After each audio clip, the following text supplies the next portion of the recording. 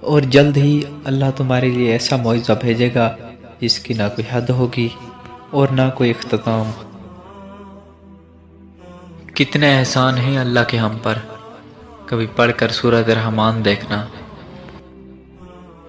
پریشانی حالات سے نہیں، خیالات سے ہوتی ہے۔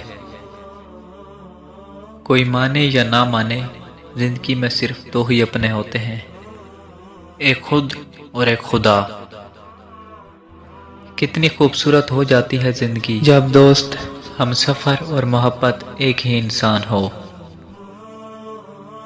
میں نے سیکھا ہے ریاضی کے سوالوں سے، جو ناممکن ہو اسے فسٹ کر لیا جائے۔ لہروں کو خاموش دے کر یہ مت سمجھنا کہ سمندر میں پانی نہیں۔ یاد رکھنا جب بھی اٹھیں گی طوفان بن کر اٹھیں گی۔ دہشت مچاؤ تو شیر جیسی، خالی ڈرانا تو کتے بھی جانتے ہیں۔ سب کو اوقات پر رکھنا، پھر دیکھنا کوئی اوقات نہیں دکھائے گا۔ اختیار، دولت اور طاقت ملے تو انسان بدلتا نہیں، بے نقاب ہوتا ہے۔ نفرتیں جب دلوں میں پل کر جوان ہو جائیں تو محبتوں کے لیے جگہ باقی نہیں رہتی۔ جو شخص حرام کھاتا ہے اس کے تمام اعضاء گناہ میں پڑ جاتے ہیں۔ جب دنیا والے تمہیں گھٹنے ٹیکنے پر مجبور کر دیں تو یہی بہترین وقت ہے سجدے کا۔ مشکلات ہمیشہ بہترین لوگوں کے حصے میں آتی ہیں، کیونکہ وہ اس کو بہترین طریقے سے انجام دینے کی صلاحیت رکھتے ہیں۔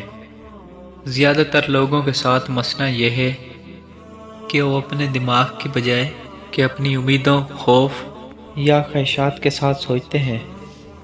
اچھے لوگ سڑک کے کنارے لگی روشنیوں کی مانند ہوتے ہیں، جو فاصلے تو کم نہیں کرتے، البتہ راستے کو چلنے والوں کے لیے آسان ضرور بنا دیتے ہیں۔ رب فرماتا ہے کہ تم مانگو تو صحیح، میں دینے کی حد نہ کر دوں تو تم کہنا۔ اگر کسی آدمی کی پہچان کرنی ہو تو وہ دیکھو کہ وہ بچوں کے ساتھ کس طرح سلوک کرتا ہے۔ گھر آئے مہمان کو کھانے پینے کے لیے پوچھنا آدھا انکار ہے۔ بغیر پوچھے جو کچھ بھی دستیاب ہو سامنے رکھو۔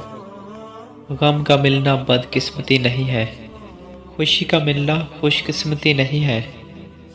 اللہ دے کر بھی آزماتا ہے، اللہ لے کر بھی آزماتا ہے۔ ہر حال میں اللہ پاک کا شکر ادا کرنا چاہیے۔ دنیا میں اس سے بڑھ کر کوئی اور ریوارڈ نہیں ہو سکتا کہ لوگ آپ کی تربیت کی وجہ سے آپ کے والدین کو عزت اور آپ کو دعائیں دیں۔ اپنی زبان کو سلام کرنے کا عادی بنا لو، اس سے دوست بڑھتے ہیں اور دشمن کم ہوتے ہیں۔ لوگ تمہارے کارنامے دیکھتے ہیں اور تمہارا رب تمہاری نیت دیکھتا ہے۔ کسی دوسرے انسان کو آپ سب سے اعلیٰ چیز یہ دے سکتے ہیں کہ آپ اس کے پریشان ذہن میں پرسکون خیال بن کر آئیں۔